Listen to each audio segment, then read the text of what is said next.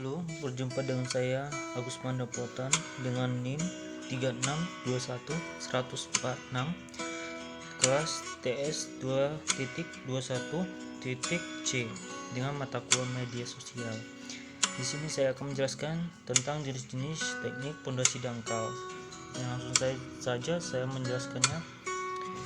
Pondasi dangkal. Pondasi dangkal atau shallow foundation merupakan pondasi yang kedalamannya relatif dangkal. Umumnya kedalaman pondasi ini hanya sekitar 3 meter. Pondasi ini sering digunakan pada wilayah yang kondisi tanahnya kuat untuk menampung beban bangunan. Pondasi dalam.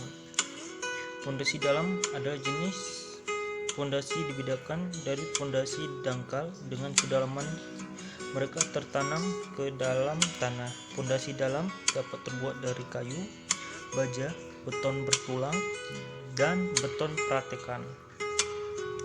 Turap atau sering disebut dengan sebagai retaining wall merupakan sebuah struktur berupa dinding yang dibuat untuk menahan pergeseran lateral tanah. Pergeseran lateral tanah bisa terjadi karena adanya perubahan elevasi tanah yang melebihi sudut istirahat dari tanah tersebut. Syarat-syarat pemilihan pondasi yaitu 1. Kedalaman tanah yang keras. Maksudnya ini luar pada bagian dasar pondasi harus dirancang sesuai dengan kebutuhan. Tujuannya adalah untuk menahan beban bangunan. Selain itu, tanah harus diletakkan pada lapisan tanah yang keras. 2. Beban yang ditahan. Maksudnya pondasi harus menggunakan bahan yang awet saat berada dalam tanah. Tujuannya agar pondasi tidak lapuk di dalam tanah. Yang 3, pengaruh-pengaruh lain itu maksudnya seperti pondasi harus sejajar dan lurus dengan bangunan, tidak boleh miring atau ada patahan. Selanjutnya adalah pondasi telapak. Sederhananya, pondasi tapak adalah jenis pondasi yang terbuat dari bahan beton bertulang yang memiliki ciri khas bentuk layaknya telapak kaki. Selain beton bertulang sebagai komponen utamanya, pondasi ini juga terbuat dari batu kerikil, semen, pasir, dan besi beton. Seperti contoh-contoh pondasi telapak. Dan ada macam-macam pondasi telapak gambar contoh-contohnya yaitu bentuk pondasi telapak atau isolated footing seperti ini contohnya, dan telapak kombinasi seperti ini gambarnya, dan contoh pondasi telapak menerus atau lajur, dan seperti inilah gambar pondasi telapak. Pondasi rakit.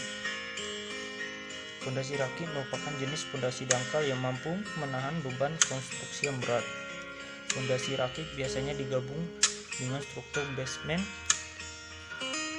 Selain untuk menambah fungsi pondasi, juga untuk menambah kapasitas dukung pondasi dan mengurangi penurunan yang terjadi. Nah, contoh-contoh pondasi rakit atau disebut dengan rough foundation. Syarat-syarat pondasi dangkal yaitu kedalaman tanah pondasi kurang atau sama dengan lebarnya atau kedalaman. Menurut Terzaghi tahun 1947. Teori lain, kedalaman pondasi dangkal 3-4 kali lebar pondasi. Pondasi setempat harus memenuhi syarat yaitu 1. Stabilitas, aman terhadap keruntuhan geser. Yang kedua, deformasi harus lebih kecil dari yang diizinkan. Nah, metode pelaksanaan rencana galian pondasi dangkal. Urukan pasir. Urukan pasir ini ada 3, yaitu pasir uruk diratakan pada galian dan disiram air untuk mendapatkan kelembapan yang optimum untuk pemadatan.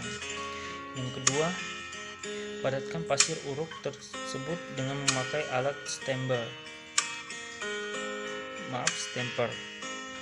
Yang ketiga, jika diperlukan, ulangi langkah 1 dan 2 sehingga didapat tebal pasir uruk seperti yang direncanakan. Yang seperti gambar di bawah itu urukan pasir. Inilah profil pelaksanaan pondasi batu kali.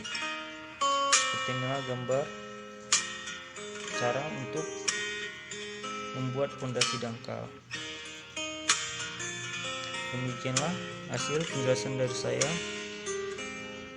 Saya ucapkan terima kasih. Sampai jumpa.